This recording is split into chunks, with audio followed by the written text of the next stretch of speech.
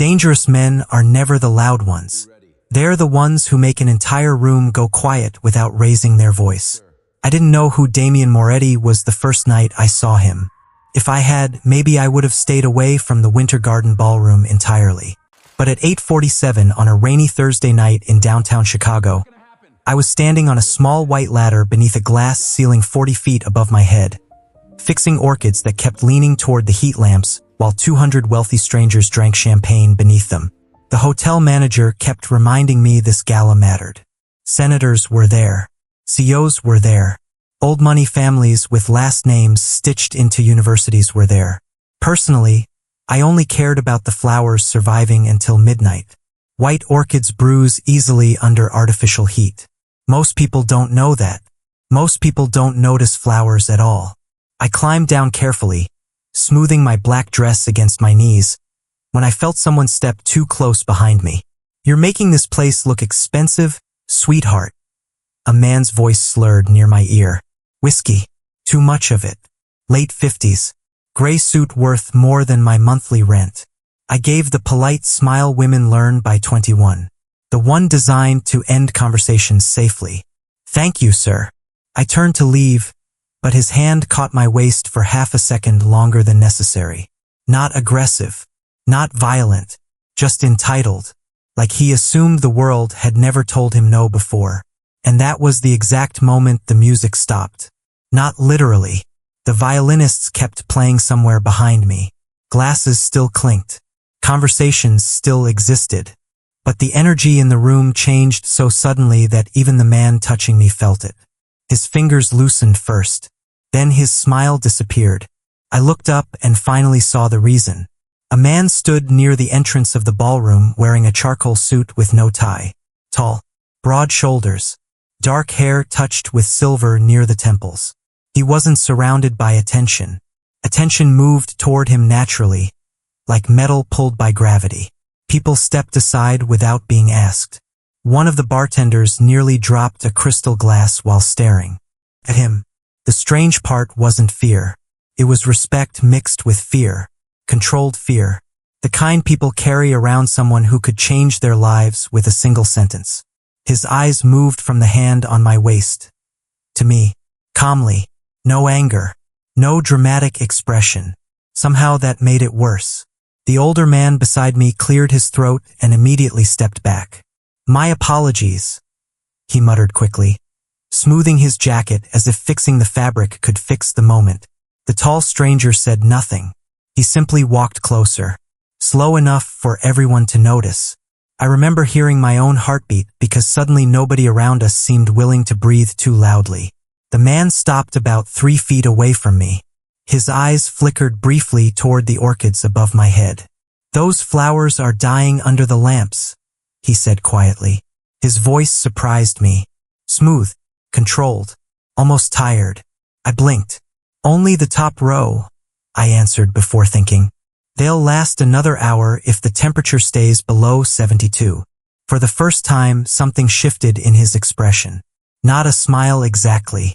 More like surprise that I'd answered him normally. Around us, people kept watching. Waiting. The older man beside me practically escaped into the crowd. But the stranger didn't even acknowledge him anymore. His attention stayed on me. "You notice details most people miss," he said. "That's my job." He glanced once around the ballroom. Hundreds of people dressed in black tuxedos and diamond necklaces suddenly pretending not to stare at us. "No," he said softly. "I don't think it is." And somehow, without understanding why, I felt the entire room freeze all over again. Most people think powerful men enjoy being watched.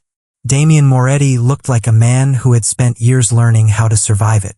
He stood beside me for another few seconds while conversations slowly returned around the ballroom. Not fully. Just enough for rich people to pretend they had not been staring. Somewhere near the piano, nervous laughter cracked too loudly. A waiter almost walked into a marble column because he kept glancing toward Damien instead of the tray in his hands. I noticed all of it because Damien noticed none of it. Or maybe he was simply used to rooms changing shape around him. "You should turn the eastern lamps down by 10%, I said quietly, pointing toward the orchids above the dance floor. They are drying out faster over there. His eyes followed my hand upward. You care about flowers more than the people at this party. Flowers are easier, I answered before I could stop myself. For the first time, I caught something dangerous in his expression. Not anger, recognition, like he understood exactly what I meant. A man approached us suddenly from the right side of the ballroom. Mid-30s, expensive navy tuxedo, too much confidence. Mr. Moretti, he said quickly, extending a hand. It is an honor to finally meet you in person. Damien looked at the hand for half a second but never shook it. The man slowly lowered it again. I felt the temperature around us drop without warning. We sent the proposal last week, the man continued nervously. I just wanted to say my partners and I are very excited about. Not tonight, Damien said calmly. That was it. 4 syllables. The man immediately nodded. Of course. Absolutely. Enjoy your evening. Then he walked away faster than dignity probably allowed. I frowned slightly after he disappeared into the crowd. You could have just said no. Damien turned toward me. I did. No. You dismissed him. There is a difference? A big one. For a moment I wondered if I had crossed a line. Men like him probably were not used to being corrected by women arranging flowers at charity events. But Damien did not look offended. He looked thoughtful. That somehow unsettled me more. What is your name? He asked. Clara. Just Clara? That usually works. A faint breath escaped him. Not quite laughter. More like something he forgot how to do properly. Damien, he said. I know. His eyebrow lifted slightly. Everyone keeps staring at you like you own half the city. Only half. I realized immediately I should not have said that. But the corner of his mouth shifted again. Tiny. Controlled. Real. It changed his entire face for less than a second before disappearing. Then another man crossed the ballroom. Toward us. Older. Balding. Hotel management, maybe. The second he reached Damien, his posture changed completely. Sir, he said carefully, we moved the private security detail to the west entrance like you requested. Requested. Not asked. Requested. Damien gave a single nod. Good. The manager glanced nervously toward me before lowering his voice. The governor arrived 10 minutes ago. Then he can wait 10 more. The man immediately stepped back. Yes, sir. I stared after him once he left. People seem afraid of disappointing you. People are afraid of many things. That is not an answer. Damien studied me in silence long enough for me to regret speaking again. But instead of shutting me down, he looked past me toward the orchids hanging beneath the glass ceiling. Rain tapped softly against the roof high above us now, turning the city lights blurry beyond the water. Do you know what the problem with powerful people is, Clara? He asked quietly. They spend so much time being careful around everyone. They forget what honesty sounds like. Somewhere behind us, another guest called his name. Several, actually. Damien ignored all of them. His attention stayed on me instead. And for reasons I could not explain yet, that felt far more dangerous than if he had threatened the entire room. There is a certain kind of loneliness that only exists in rooms full of rich people. I felt it constantly at those events. Crystal chandeliers, $100 wine glasses, men discussing investments like they were discussing weather, women smiling without ever relaxing their shoulders. Everything polished, everything careful. And somehow Damien Moretti looked more isolated than anyone there. After our conversation near the orchids, people kept trying to approach him every few minutes. A city councilman, a hedge fund executive, someone from a luxury hotel chain in Las Vegas. Damien dismissed all of them with the same calm indifference that somehow felt heavier than anger. He never raised his voice, never repeated himself. He simply looked at people until they understood where they stood. I should have walked away from him. Honestly, that would have been the smart thing. Instead, I found myself adjusting flowers near his table 20 minutes later, while pretending not to notice him sitting alone beside the ballroom windows. Rain slid slowly down the glass behind him, blurring Chicago into silver and gold streaks across the night. He had not touched the champagne poured for him. I noticed that too. You know people are terrified of you, right? I asked before common sense could stop me again. His eyes lifted from the city lights toward me. Terrified is dramatic. One man almost apologized to you for breathing. A faint shadow crossed his face. Fear makes people predictable. That sounds exhausting. It is. The honesty in that answer caught me off guard. Powerful men usually try to sound untouchable. Damien sounded tired. I reached up carefully to rotate one of the orchids away from the lamp heat. You still have not explained why everyone acts like the room belongs to you. Maybe it does. I glanced down at him. See? That right there. Normal people would hear themselves say something like that and immediately feel embarrassed. To my surprise, he actually looked amused this time. Small, brief, but real enough that I noticed the faint line near the corner of his mouth. You speak to everyone this way? Only the ones acting strange. And I am strange? You walked into a crowded ballroom and somehow made 200 people nervous without doing anything. That was not intentional. That somehow makes it worse. One of the violinists missed a note nearby. Tiny mistake. Most people would not notice it. Damien did. His eyes flickered toward the musicians for half a second before returning to me. The man missed details constantly around him, yet somehow caught every detail inside a room. That contradiction stayed with me. What do you usually do when you are not rescuing flowers? He asked. I work at the greenhouse on Clark Street. The one near Lincoln Park? I paused. You know it. I know the owner. Of course he did. Men like Damien probably knew everyone important in the city. I restore old gardens, I explained. Hotels hire me when they want something beautiful enough for rich people to photograph. And does that bother you? The photographing part? A little. Why? I adjusted another stem carefully before answering. Because people do not really look at beautiful things anymore. They just collect proof they stood near them. Damien stared at me for several seconds after that. Not in an uncomfortable way. In a focused way. Like he was trying to understand something unfamiliar.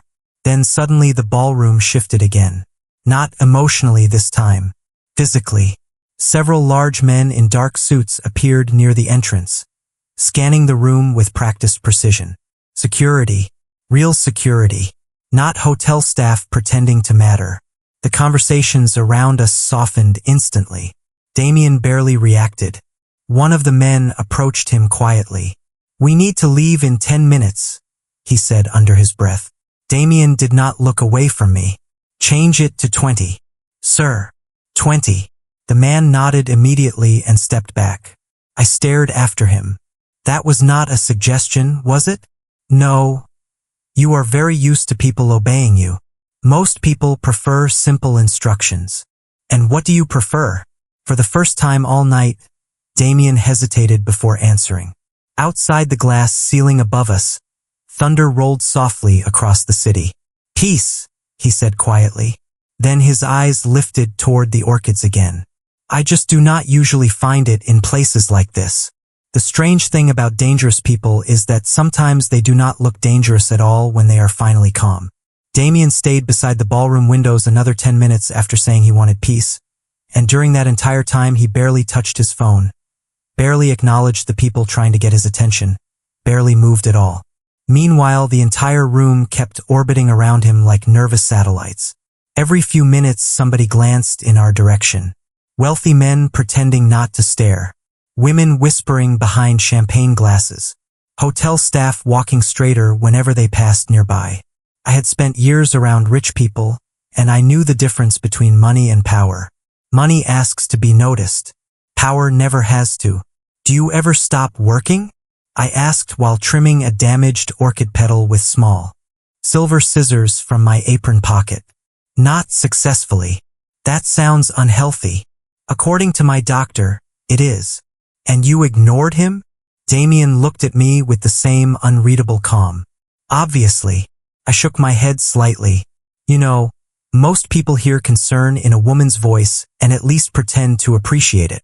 Most people usually want something from me. The answer came too quickly. Too honestly.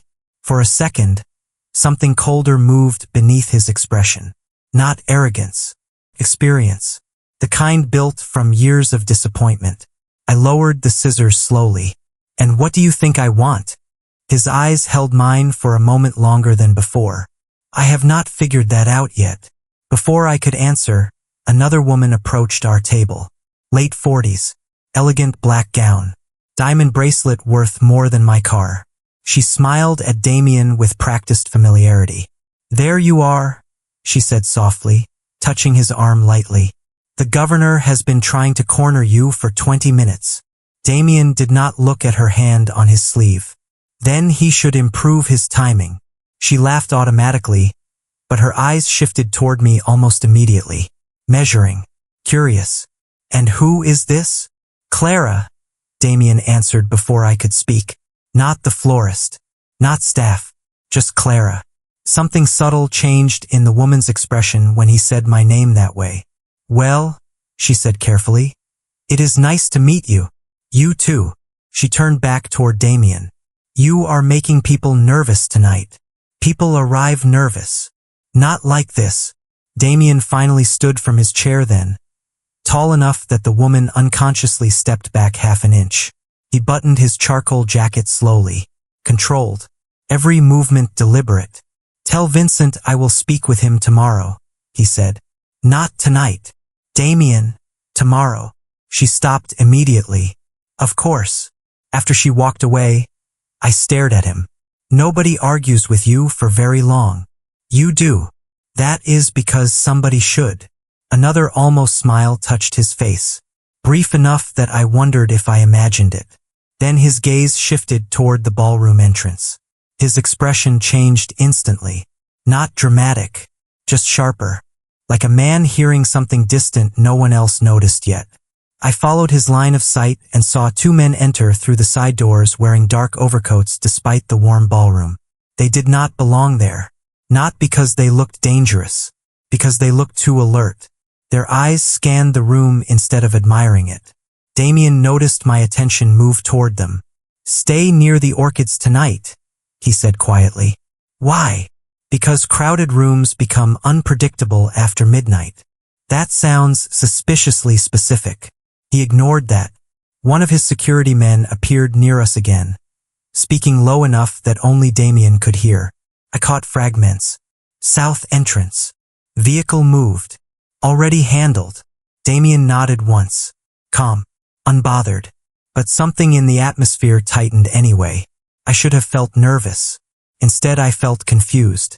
Because despite the tension around him, despite the whispered conversations and nervous glances and security details, Damien himself still seemed more interested in whether the orchids survived the heat lamps than whatever invisible pressure followed him through the city. You still think flowers are easier than people? He asked suddenly. I looked up from the arrangement in my hands. Absolutely. Even when they die? I adjusted a bent white stem carefully before answering. Flowers die because nobody gave them the environment they needed. His eyes stayed on me after that. Quiet. Focused. And for the first time all night, Vincent Moretti looked less like a man controlling the room, and more like a man wondering whether he had ever belonged in it at all. After midnight, wealthy people stop pretending they are happy. The ballroom changed slowly once the formal speeches ended. Ties loosened. High heels disappeared beneath tables. Laughter became louder and less careful. But Vincent Moretti stayed exactly the same. Calm. Controlled. Impossible to read. I noticed it while replacing candles along the marble walkway leading toward the indoor garden terrace. Every person around him seemed to shift personalities depending on whether he was looking at them. Men who sounded powerful near everyone else suddenly chose their words. Carefully around him, women who commanded entire charities softened their voices near him without realizing it. Damien never asked for any of it. Somehow that made it stranger. You are staring again, he said from behind me. I turned too quickly and nearly dropped the glass candle holder in my hand. Damien caught it before it hit the floor. Fast. Effortless. His fingers brushed mine only briefly before he set the candle back onto the table. You move quietly for someone 6'3", I muttered. That was oddly specific. I work with event spaces. Height matters. For flowers. For balance. I adjusted the candle carefully to avoid looking directly at him. Tall arrangements need proper spacing or they overwhelm the room. Damien glanced toward the ballroom where guests filled every corner beneath the golden lights. People do that too. Yes, I admitted softly. They do. For a moment neither of us spoke. Rain still touched the glass ceiling above us, softer now. The city outside looked blurred and distant, like another world entirely. Somewhere behind the ballroom curtains, a jazz trio replaced the violinists. Slower music. Warmer. The kind designed to make rich people linger longer than they planned. You never answered my question earlier, Damien said. Which one? What you want? I let out a quiet breath through my nose. That is because normal people do not ask questions like business negotiations. And what do normal people ask? Things like favorite season, favorite movie, whether someone has siblings. Damien looked genuinely thoughtful about that. Fine, he said after a second. Favorite season? I almost laughed. You are serious? Apparently I am learning how normal conversations work. That is slightly concerning. Humor me. I rested both hands lightly against the edge of the marble table. Late October. Why? Because everything beautiful starts letting go. His eyes stayed on me longer this time. Not intense. Just focused. Listening in a way most people forgot how to do. You always answer honestly? He asked quietly. Usually. That must be difficult. Not as difficult as pretending. Something shifted in his expression. Again, that same flicker of recognition I noticed earlier near the orchids. Like my words kept reaching places inside him that other people no longer touched. A waiter approached us carefully with a silver tray of champagne glasses. He stopped beside Damien first. Sir. Damien took one glass without looking away from me. The waiter immediately offered me another with noticeably steadier hands. Interesting. People feared Damien enough that standing beside him somehow made everyone treat me differently too. I hated that realization more than I expected. There it is, I said softly after the waiter walked away. There is what? The thing I do not like. Damien tilted his head slightly. Explain. People changing around me because of you. His expression hardened just enough for me to notice. Not anger. Disappointment. In himself maybe. You think I enjoy that? I think you are used to it. He glanced around the ballroom slowly. Politicians. Investors. Hotel executives. Security. All carefully aware of where he stood at every moment. Being used to something does not mean you stop being tired of it. Before I could answer, another guest approached us. Younger than most of the crowd. Confident smile. Expensive watch. He looked directly at me first. I was wondering when I would finally get a chance to talk to the woman who redesigned this place, he said warmly. The garden looks incredible. Thank you, I replied politely. I am Ethan. He offered his hand and I shook it briefly. Clara, would you maybe let me buy you coffee sometime after this event is over? The question itself was harmless. Normal. The kind of thing that should not have changed the atmosphere at all. But the second Ethan asked it, the entire energy beside me shifted. Damien did not interrupt, did not react outwardly. He simply lifted his champagne glass slightly and took one slow sip while watching the city beyond the rain-streaked windows. Somehow that silence felt heavier than if he had spoken. Silence becomes dangerous when it belongs to someone powerful. Ethan was still smiling at me, waiting for an answer about coffee, but beside me Damien remained completely still. No interruption. No visible reaction. Just one slow sip of champagne while the city lights reflected across the glass behind him. Somehow that quietness pulled tension into the air stronger than anger would have. Ethan noticed it too. I saw the exact second his confidence weakened. His smile tightened slightly at the corners. Only if you want to, of course, he added quickly. No pressure. That sounds much safer, I said with a small smile, trying to lighten whatever strange atmosphere had formed around us. Ethan laughed politely, but his eyes flickered toward Damien again. Everyone's eyes eventually did. Damien lowered the champagne glass onto the marble table with precise control. "You work in finance?" he asked Ethan casually. The younger man straightened a little.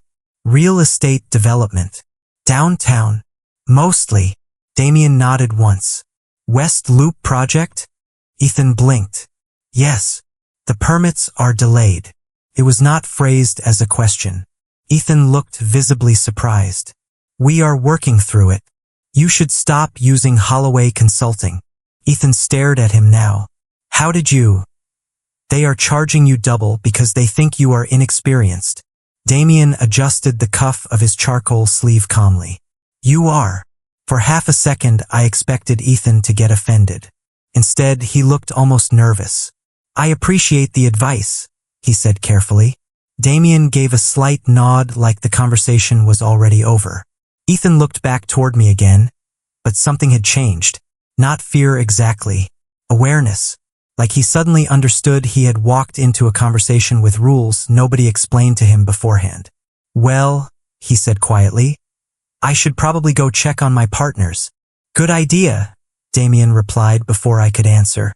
Ethan gave me an apologetic smile and disappeared into the crowd. I turned toward Damien slowly. "Did you just scare away a man because he asked me for coffee?" "No, really. I scared him away because he hired terrible consultants." I stared at him for 2 full seconds before laughing despite myself. The sound surprised both of us a little. Damien looked at me differently after that. Softer maybe, not less dangerous, just less distant. "You are impossible," I told him. "That has been mentioned before. Frequently, usually by intelligent people." I shook my head, still smiling faintly, and reached for another candle that had nearly burned out beside the orchids.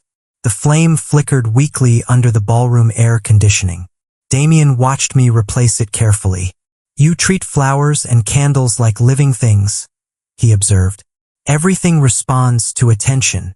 And people pretend they do not need it." The jazz music shifted behind us into something slower. Couples drifted toward the dance floor beneath the hanging lights, while rain continued tapping softly against the glass ceiling above the garden terrace. Midnight had passed now. The ballroom looked warmer than before, almost dreamlike beneath all the gold reflections and candlelight. But under that softness, I could still feel tension moving quietly around Damien. His security detail changed positions every few minutes. Men in dark suits spoke into hidden earpieces near exits. One of them kept scanning the upper balcony instead of the guests. Damien noticed me noticing them. "You are trying to figure me out," he said. "You are difficult to ignore. Most people try anyway. Maybe that is because most people seem afraid of you." His expression became unreadable again. "Are you?" I considered the question honestly. "I think people around you are afraid enough for everyone." Something almost sad crossed his face then, quick enough that I nearly missed it. Before either of us could speak again, the hotel manager rushed toward us looking pale beneath the ballroom lights. "Mr. Moretti," he said carefully, trying not to sound panicked. "There is an issue outside." Damien did not move. "What kind of issue?" The manager glanced briefly toward me before lowering his voice. "Someone unauthorized got through the south entrance asking questions about the guest list." Every part of the room suddenly felt sharper to me after that sentence. The music, the rain, the security men repositioning instantly near the exits. Damien remained calm, but his eyes changed, focused, cold in a way I had not seen before tonight. "Handle it quietly," he said. "Already in progress, sir." Damien nodded once, then looked back at me. And somehow, despite the ballroom full of wealthy strangers and armed security and whispered tension moving through the hotel, his voice became softer when he spoke to me than it had all evening. "Clara," he said carefully, "when this event ends tonight, do not leave alone. The moment someone tells you not to leave alone, the night stops feeling normal." I stood there holding a half-burned candle while the ballroom continued moving around us like nothing had changed. Music still played. Champagne still flowed. Wealthy strangers still laughed beneath crystal lights and hanging orchids. But underneath all of it, something invisible had shifted. Damien's security team moved faster now. More deliberately. One man near the entrance pressed his fingers against a hidden earpiece every few seconds. Another quietly redirected guests away from the south corridor without causing attention. The strange part was Damien himself. Calm as ever. If I had not watched the room reacting to him all night, I never would have guessed anything was wrong. You say things like that too casually, I told him quietly. Like what? Do not leave alone. Damien looked toward the rain-streaked windows before answering. That is because I prefer people listen the first time. That was not reassuring. It was not meant to be. I folded my arms lightly. You still have not explained why a charity gala suddenly needs security watching every exit. Chicago attracts complicated people. That sounds suspiciously vague.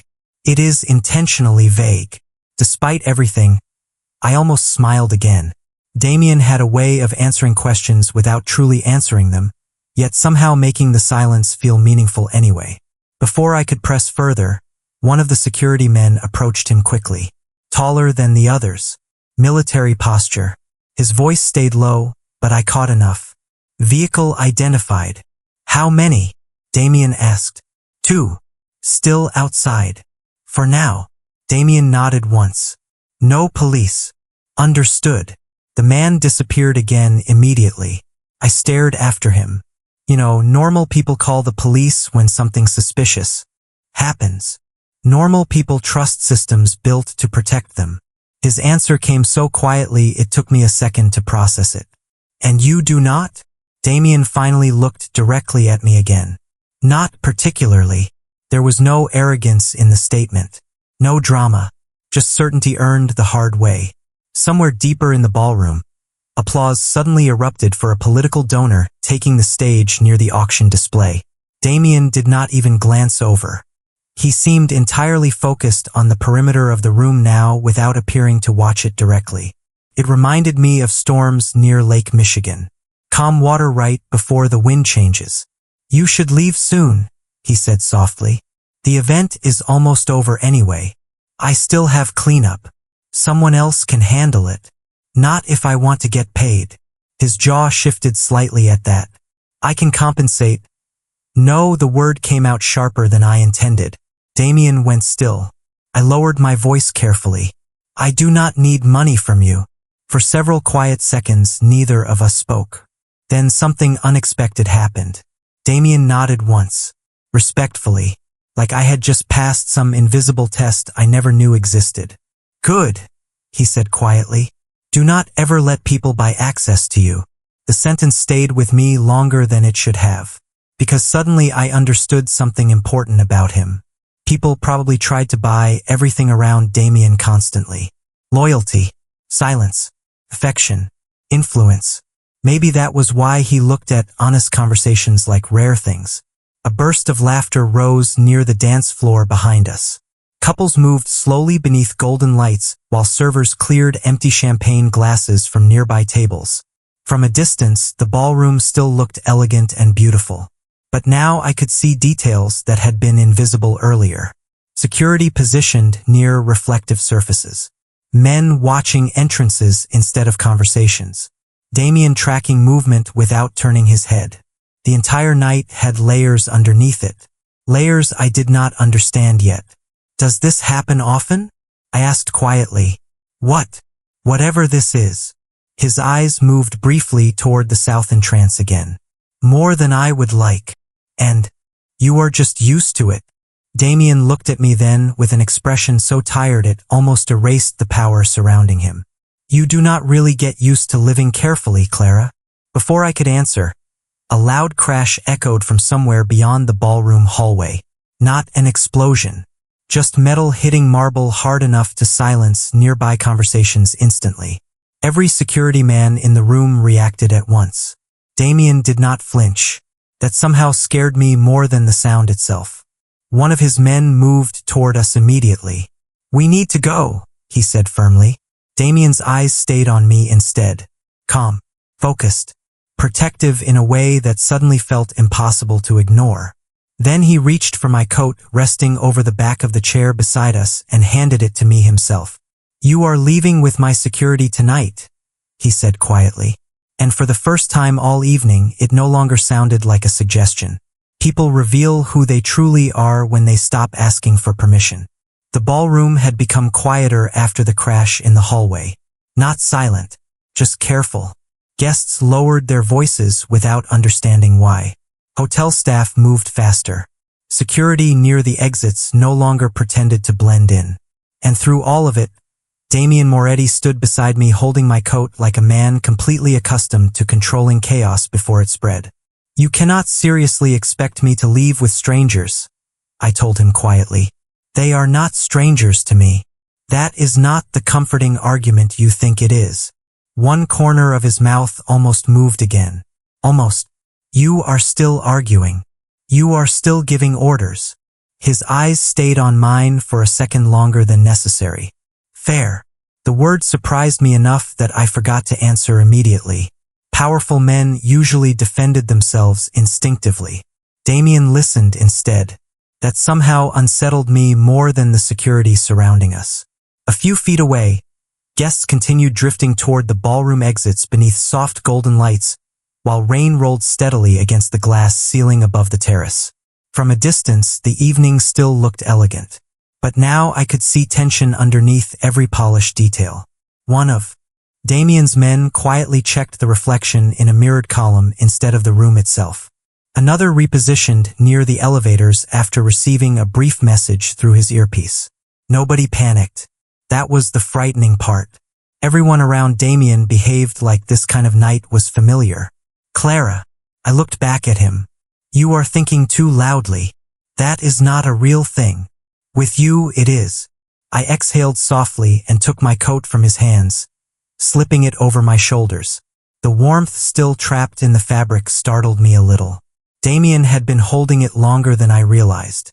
"Tell me something honestly," I said while adjusting the collar. "Are you actually dangerous? Or do people just enjoy being dramatic around rich men?" The question should have sounded reckless. Instead it hung quietly between us beneath the distant jazz music and candlelight. Damien did not answer immediately.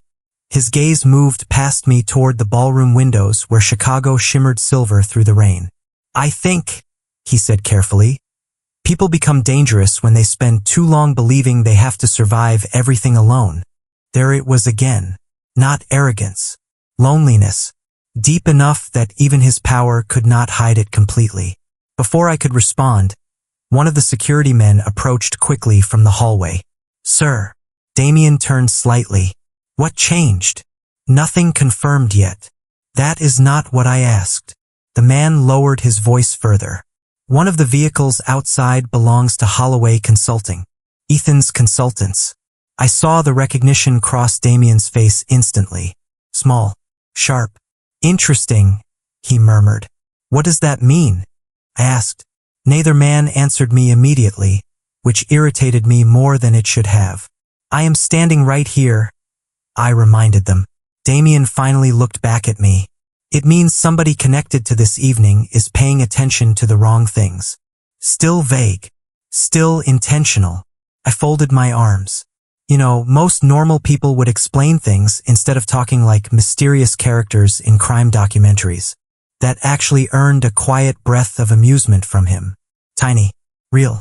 The security man beside him looked mildly shocked by it too. "Get the car ready," Damien told him. "The underground exit." "Yes, sir." After the man disappeared again, I studied Damien more carefully beneath the ballroom lights. Expensive suit. Perfect control. Entire rooms shifting around his decisions. Yet somehow the most unsettling thing about him was not the power. It was the restraint. Every wealthy man I had met before tonight wanted attention eventually. Damien avoided it whenever possible. "Why me?" I asked softly before I could stop myself. His eyes narrowed slightly. "Explain.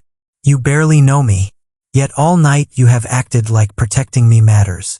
For the first time since I met him, Damien looked caught off guard by a question. He glanced toward the orchids above us, white petals glowing softly beneath dimmed lights. "Do you know what most people do when they meet someone powerful?" he asked quietly. "They try to impress them." "Exactly." His gaze returned to mine. Calm, steady, honest in a way that suddenly felt far too personal for one night. "You are the first person I have spoken to in months who still notices dying flowers during a room full of important people." The sentence landed somewhere deeper than I expected. Before I could answer, another sharp sound echoed faintly from the hallway beyond the ballroom. This time closer. Guests nearby turned nervously toward the entrance. Damien's expression changed instantly again. Controlled, protective, certain. Then he stepped slightly closer to me and lowered his voice enough that only I could hear him. "Clara," he said quietly, "stay beside me now."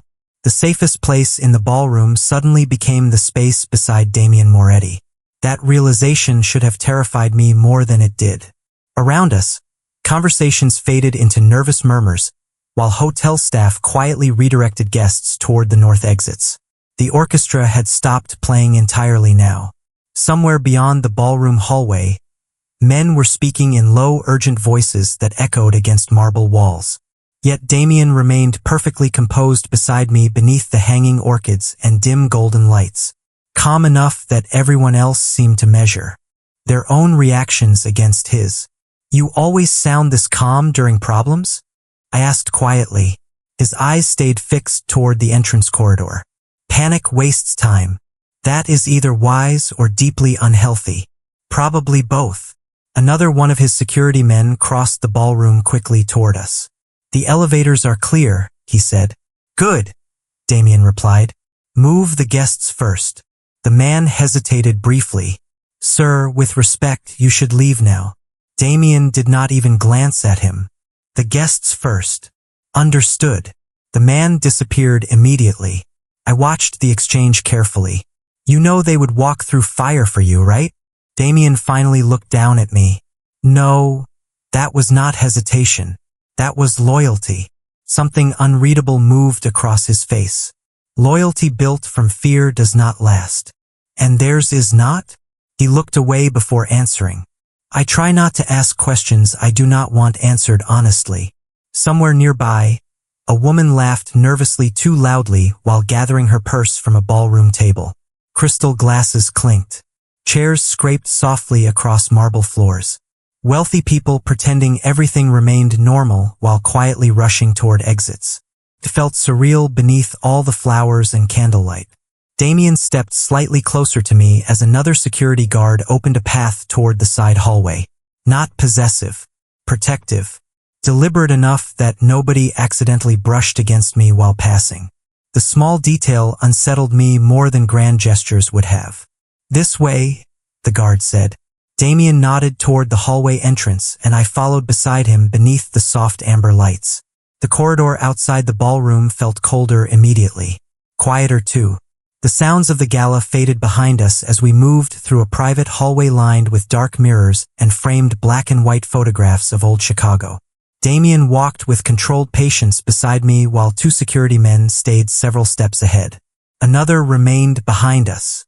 "I still think you owe me explanations," I said softly as we walked. "About everything." A faint shadow of amusement touched his expression again. "That is a large conversation. You keep speaking like somebody in an old detective movie. And you keep criticizing me while voluntarily following my security team through a luxury hotel after midnight. Fair point." He glanced toward me briefly then. "You are handling this unusually well. I restore gardens for wealthy clients. I have seen stranger nights. Not like this. No, not like this." Because despite the tension and confusion surrounding him, some instinct inside me still believed Damien would never allow harm near me if he could stop it. That certainty made no logical sense. I barely knew him, yet it existed anyway.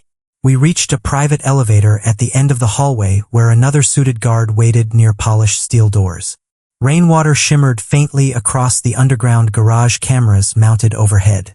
The city beyond those walls suddenly felt far away. Damien pressed the elevator button himself instead of allowing security to do it for him. Small detail, strange detail, Powerful men usually handed away simple tasks first. "You are thinking again," he said quietly. "You notice too much. Occupational hazard."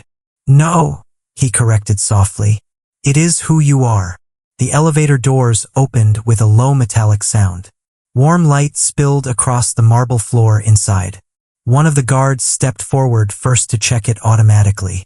Damien waited beside me in silence while the security detail scanned every corner with practiced precision. "You know," I said carefully, "most people would be frightened by all this. And you." I looked up at him honestly then. The tired eyes, the impossible control, the loneliness hidden beneath power so heavy entire rooms bent around it. "I think," I said quietly, "you spend your whole life expecting danger and still somehow worry more about everyone else." Something changed in his expression after that. Small, almost invisible, but real enough that I felt it. The guard nodded once from inside the elevator. "Clear." Damien motioned gently for me to step in first. Not an order this time. A choice. I entered slowly while rain thundered faintly somewhere above the city. Then Damien followed beside me into the elevator, and just before the doors closed, I noticed something that finally explained why the entire ballroom feared him without him ever raising his voice once all night. Every single person around Vincent Moretti obeyed him immediately. But he was the only man in the building who had spent the entire evening making sure I never felt controlled.